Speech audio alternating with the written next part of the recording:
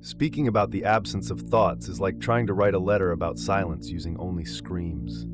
The moment we attempt to explain it, we've already stepped away from what it truly is. And yet there is a space that precedes any word, a pure territory where experiences happen before they are named, before they receive the stamp of interpretation. It's as if we were speaking about the invisible backdrop upon which everything is projected. This awareness is not absence in the cold and empty sense, but full presence. It's alive, sensitive, and paradoxically so close that we never see it, because we are too busy looking at the thoughts that arise upon it. Imagine being so fascinated by passing clouds that you completely forget the sky in which they exist. That sky is thoughtless consciousness. But here's the paradox. Trying to reach it is already moving away from it. The effort of seeking is itself just another thought. And yet, it has never stopped being here. Not as something to be achieved, but as the very field in which the search happens. It's not a prize at the end of the road, but the ground upon which you're already walking right now. This is the silent truth we're talking about, the state of pure consciousness, prior to any idea, and how it can be recognized not through effort, but through the simple act of letting everything unnecessary fall away on its own. When you notice a thought, it is already in the past. Neuroscientifically, the brain processes reality with a delay of milliseconds, just enough for what we call the present to actually be an echo. It's like watching an event on a security monitor. You see it, but always a moment after it happened. This almost invisible gap is what makes the mind believe it's in control, when in reality, it is always running behind. Living solely through the thinking mind is like narrating a game that has already ended. You describe the plays, analyze the moves, try to interpret the result, but all of it happens after the play has already been made. The mind records, comments, and gives opinions about something that's already decided. It is not the immediate source of life happening, but the commentator who comes afterward to tell the story. This delay creates the illusion of presence. We feel like we are here and now, when in fact, we are only interpreting the now that has already passed. That's why living trapped in the mind can become exhausting. It's like trying to drive a car while looking only in the rearview mirror. Reaction is always late, and the feeling is that we are constantly trying to catch something that keeps moving away. Thoughtless consciousness breaks this logic. It doesn't narrate or comment. It lives. It is the plunge into the moment before words arise, the raw experience without the layer of judgment. And ironically, when we let go of the need to understand everything, we begin to live much closer to real life than we ever could through mental analysis. We believe that every decision, every movement is born from a conscious thought. But this is a convenient illusion the mind creates to maintain the feeling of control. Before any thought appears, there is a silent field, a pre-verbal matrix of consciousness that is the true origin of everything. It is from this invisible space that ideas emerge, as if coming from a place where time has not yet begun. This field is not something distant or mystical. It is present right now in the background of your awareness, sustaining every experience. It is where intuition pulses, that sudden feeling that seems to know before you think. When we ignore this source, we end up living only on the mental surface, reacting to thoughts already formed, and forgetting that something much deeper is guiding each step. Thought, therefore, is not the author, but the messenger. It translates into the language of reasoning what silent consciousness has already decided. It is like the subtitles of a movie, useful for understanding, but incapable of capturing the full essence of the scene. The true movement of life happens before the mind has time to put it into words. Living connected to this silent layer is like dwelling at the source of a river, instead of getting lost in the tangle of tributaries. Decisions become simpler, not because we think about them more, but because we feel where they come from, and that feeling is faster and more accurate than any mental analysis. The present is like a delicate flame. The moment we try to hold it with the mind, it has already gone out. Pure experience exists for a breath of time before thought appears to describe it. And in that moment, it is no longer the now, it is memory. When we think, I am living this moment, in truth, we are already looking at a delayed reflection of what has happened. It is like trying to hold water in your hands. The more we squeeze to keep the feeling, the faster it slips through our fingers. The mind, in its urge to capture, destroys the very fluidity of the experience. That is why thoughtless awareness is not an act of grabbing the now, but of letting it flow, knowing it does not need to be held to be real.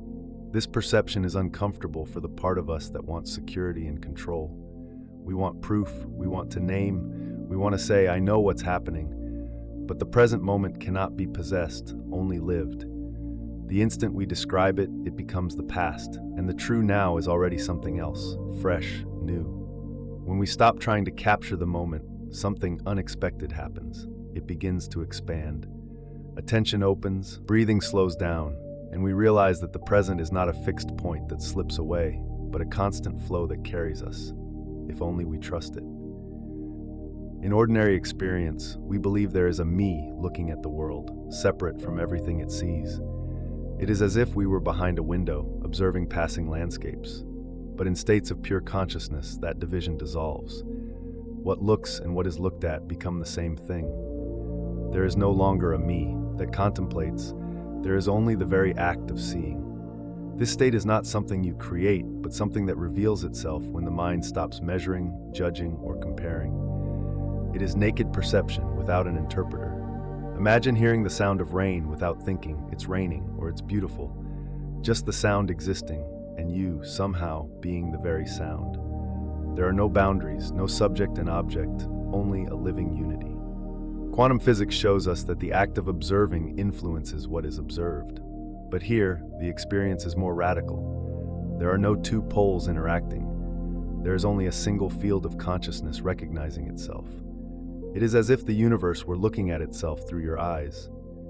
At this point, the feeling of isolation disappears. The world ceases to be a backdrop, and you cease to be a character. Everything reveals itself as part of a single movement, continuous and inseparable. And upon perceiving this, fear, haste, and lack lose their power, because nothing is outside of you. Words are fascinating tools, but they are also invisible bars. When we name something, we stop seeing it as it is and start seeing it through the label we have placed. A sunset stops being just light and color and becomes beautiful or sad. This framing is so automatic that we rarely notice the experience has been replaced by interpretation. Zen describes this with the metaphor of the finger pointing to the moon. The finger is the word, the moon is the direct experience. If we confuse the finger with the moon, we end up worshiping the map instead of the territory, and the essence is lost.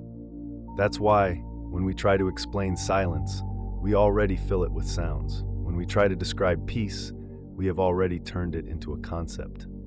The problem is that the concept is never the phenomenon itself.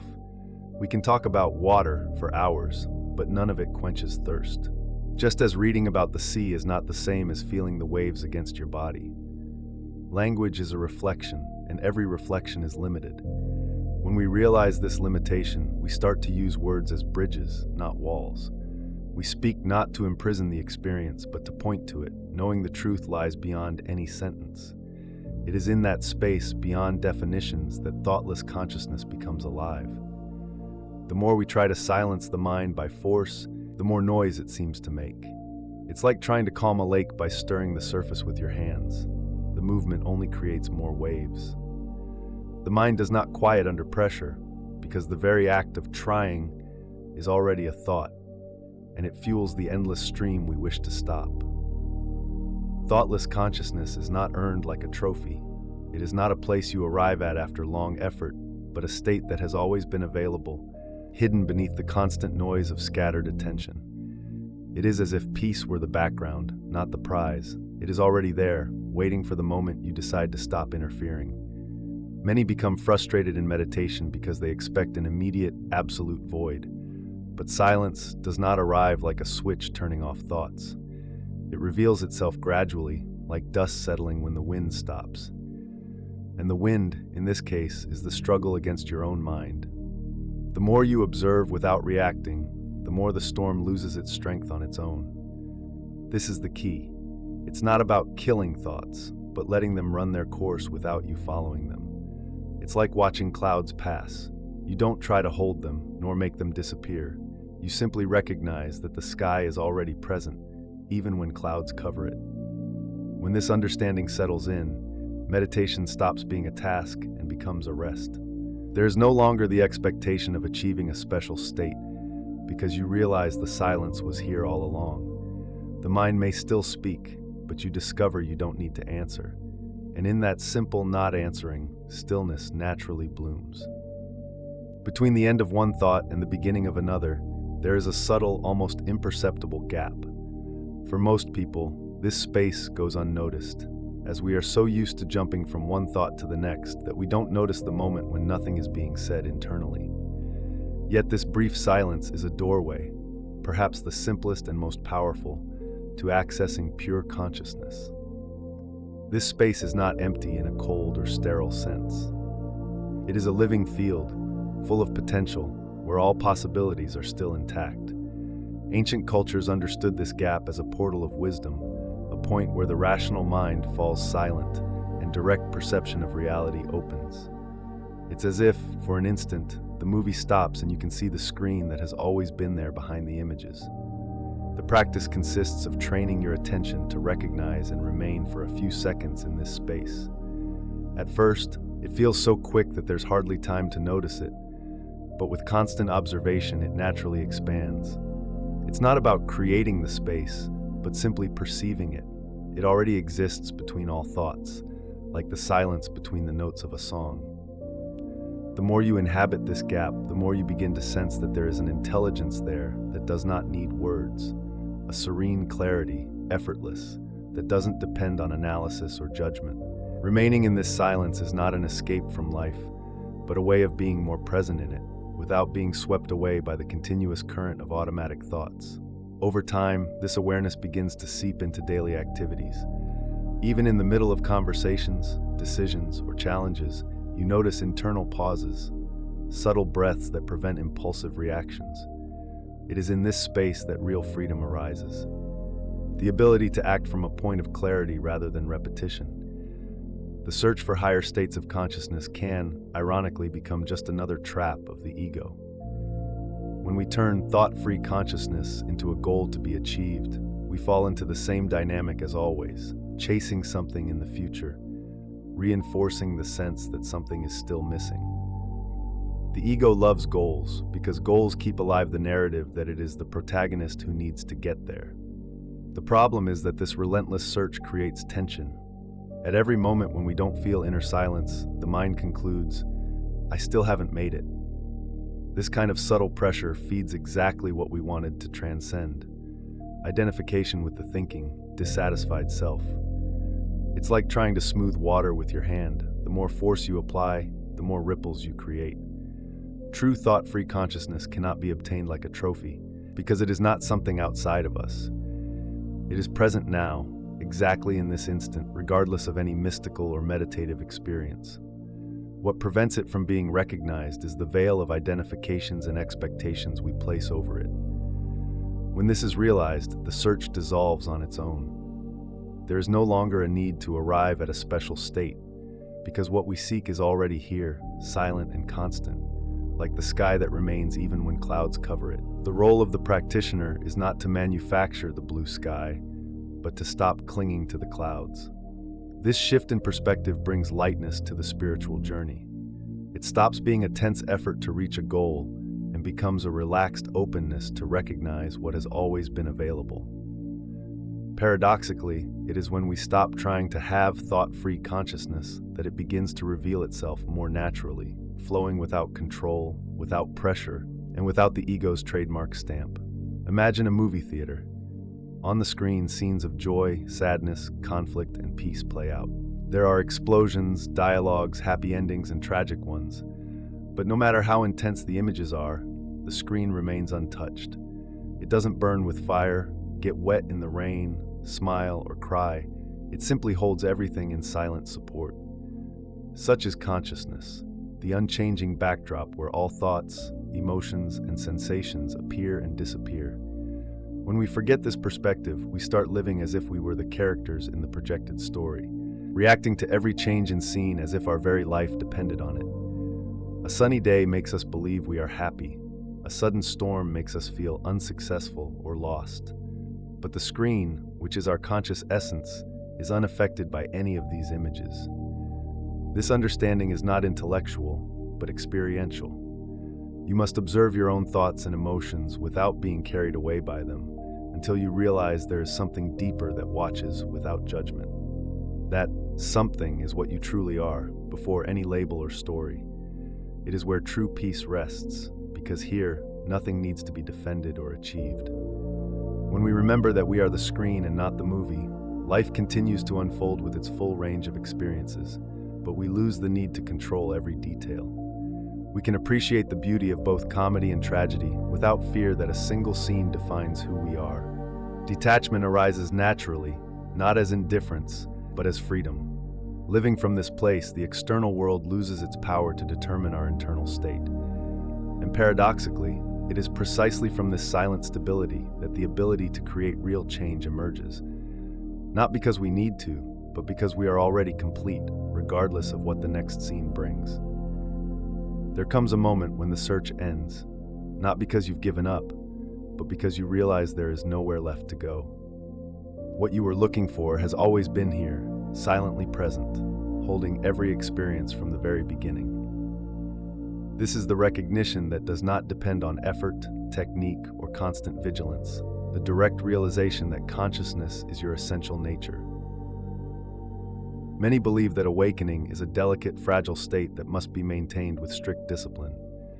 But that is just another trick of the mind, trying to turn freedom into a task. When the recognition is genuine, there is nothing to preserve, because it is not something you have, it is what you are.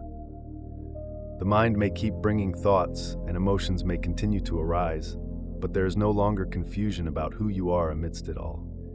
It's like watching clouds pass through the sky. They form, move, and dissolve, but the sky never has to fight to remain the sky. It simply is. This recognition changes the way we relate to life. The urgency to control the future or fix the past disappears, because we understand that nothing that arises can add to or take away from what we are. Experiences cease to be threats or rewards and become temporary expressions of what is always constant. And it is precisely in this space of radical simplicity that life flows with greater harmony. When there is no effort to maintain a state, the natural state reveals itself, silent, open, immutable. That's when we realize that awakening was never an event. It was the end of the illusion that there was something separate to be awakened. Thought-free consciousness is not a trophy to be won at the end of a long journey. It is the silent backdrop where the entire journey takes place, even before we can call it my story. It is not a fragile state, nor a special moment reserved only for spiritual masters. It is what has always been here, unchanging, even when the mind was in chaos. The greatest paradox is that to recognize it, we don't need to force the mind into emptiness or fight against thoughts. It's exactly the opposite. We simply stop identifying with them. Thoughts will continue to arise like waves in the ocean, but you begin to realize you are the entire ocean, not just each isolated wave. Bruce Lipton and Joe Dispenza remind us that our inner state shapes not only our perception, but also our biology and the reality we experience. When we stop confusing ourselves with the mental flow and return to being the space in which it happens, our entire system, from body to vibration, realigns with a broader, more coherent field. At this point, the search loses its meaning because the seeker disappears. What remains is pure presence, free of effort, that does not need to be maintained or perfected. It's like returning home and realizing you were never truly lost. Thought-free consciousness is this, the home that has always been yours. And the more you relax into this recognition, the more life organizes itself spontaneously around that stillness. No effort, no resistance, just being.